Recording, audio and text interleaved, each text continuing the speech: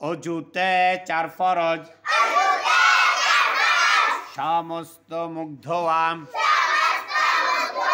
2 হাতের কনুই সহ ধোয়া মাথা মাসে করা 2 পায়ের টাকনু সহ ধোয়া অজু ভঙ্গের কারণ 7টি ইস্তেনজার রাস্তা দিয়ে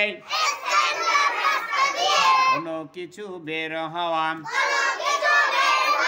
মুখ ভরে বমি করা থুতুর সহিত রক্তের ভাগ সমান বা বেশি হওয়া শরীরের কোন জায়গা হইতে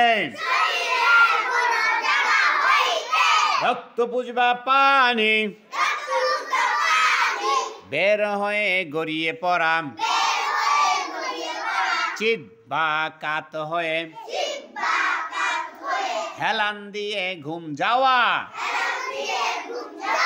পাগল মাতাল অচেতন হইলে